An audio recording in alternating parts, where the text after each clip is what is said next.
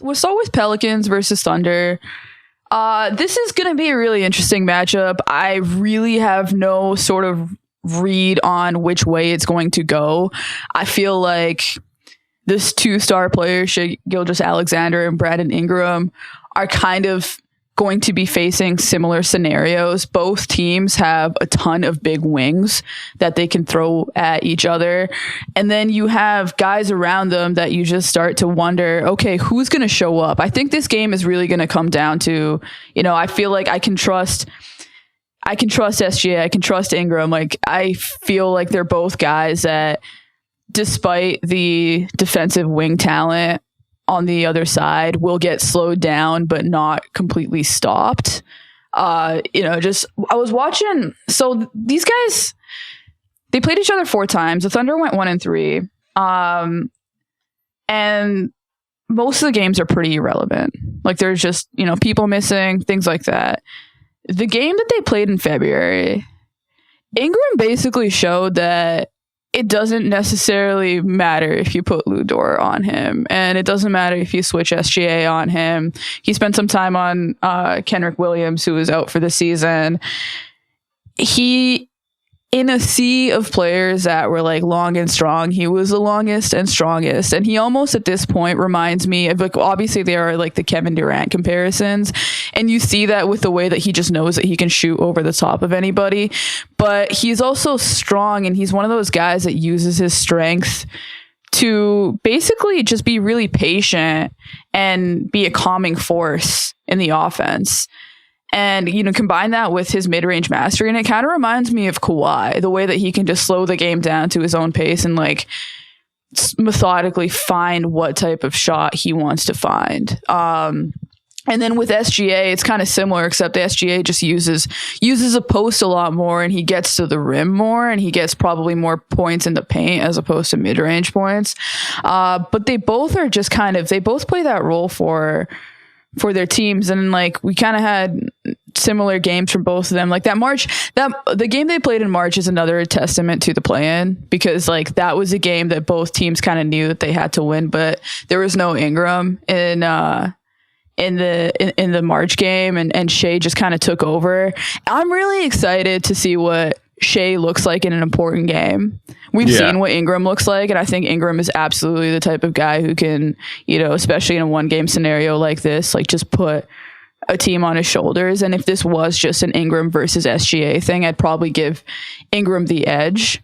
But it's not. And one of the things that I worry about from the Pelican standpoint is CJ McCollum. Like I think CJ's just going to have his pull-up game like locked, loaded, confident, ready to go.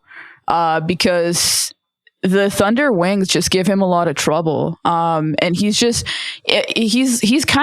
career low territory for, most of his stuff be under the 3-point line. He's never been like the strongest rim finisher, but he's also just like, he's kind of in the low 40 area from mid-range too. So he just hasn't been that efficient in that area. And then you add the length of the Thunder. I think they've been able to bother him a lot in the regular season matchup. And I see that being a little bit troublesome for him.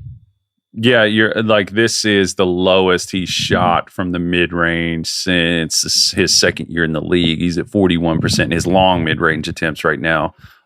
We have seen Shai in some playoff series. I mean, we saw him in a bubble series with OKC, the Chris Paul team, with, I believe Schroeder was in there too. Another funky, weird 3-guard alignment there. And then we saw him, obviously in that one series against the Warriors. So he's been here, but I guess the big thing is this is a different Shai though. This is that was going to be my next point, is that he has sort of set up some of the pressure release stuff that we talked about when we talked about most improved, is that, he can make some of those shots. He can, the big thing is, I like the Ingram thing there. And I think this could spell out maybe what personnel wise, what OKC could be thinking about, because for their roster building, or like where they go from here. I'll be curious to see who they play on him, if they play Jalen with a Y, Williams on him at all, because Dort as strong as he is off the bounce, it doesn't counter the thing of I guess the big thing is Dort going to be able to keep Ingram off of his spots? But I don't know that it's as simple as that.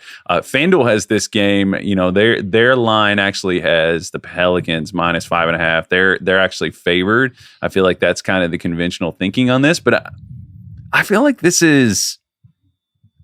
one feels like more of a toss up to me. Mm-hmm. I don't know. I could easily see, because OKC just has that insane "we're coming for you" energy. Like, I don't know. I just get this vibe that like they could come out here and have an agenda because they don't really have anything to lose in terms of where they're going.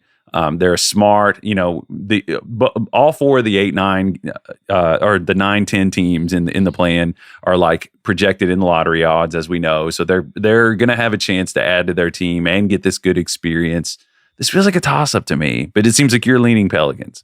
And no, it's a toss-up to me too. It's a toss-up to me too. I think Ingram is just like, I just feel like with his experience, I think that he probably has a slight edge over SGA, despite, SGA's had the superior season. I just think situationally he's been here before and like we've seen him do it. So I lean a little bit more towards him. But at the same time, like on the other end, like Herb Jones is not giving SGA problems the way that Herb Jones gives problems to the rest of the NBA, Yeah. I think both those guys are just such great tough shot makers and they know their spots.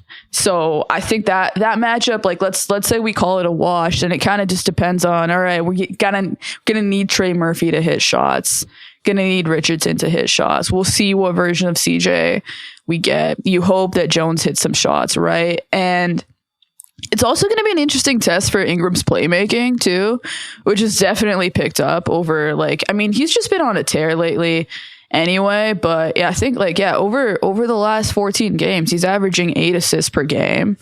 And he's shooting above 50% from the field too. He's just like, he's been on a tear lately, but that's still a part of his game that he's exploring. The Thunder, like the way that they love getting into passing lanes. They love making you make secondary, tertiary decisions and then swiping the ball from you. That's a thing that was really interesting with the JV matchup. And I think that might be the X factor. So Valanciunas is somebody who can just absolutely punish the Thunder down low for not really having a true center. Mm-hmm. They can post him up. I think the Thunder will probably want to double him and kind of force the non-Ingram, the non-CJ, the non-Murphy shooters to either hit shots or make good decisions. I think that's probably like their best plan of attack against JV. But then on the other end of it, you want to, like, the Thunder are also going to try to play him off the floor, I imagine. They lead the NBA in drives, and that's not a fun scenario for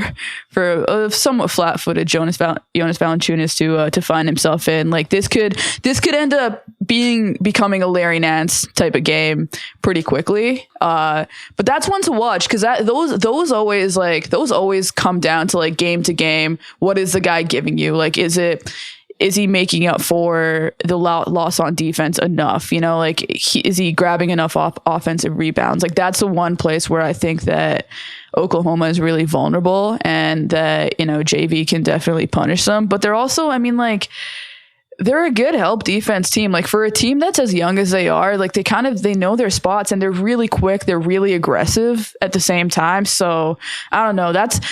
This is just a game that I don't have any feel on, but I'm also like maybe the most excited for it.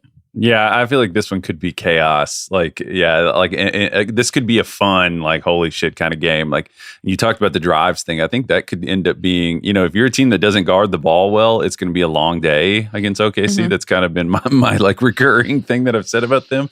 The Pelicans are, let's see, they have the 7th worst points per chance allowed in the NBA on drives. And as we've said, like the OKC, they just ATM machine to just print paint touches off drives.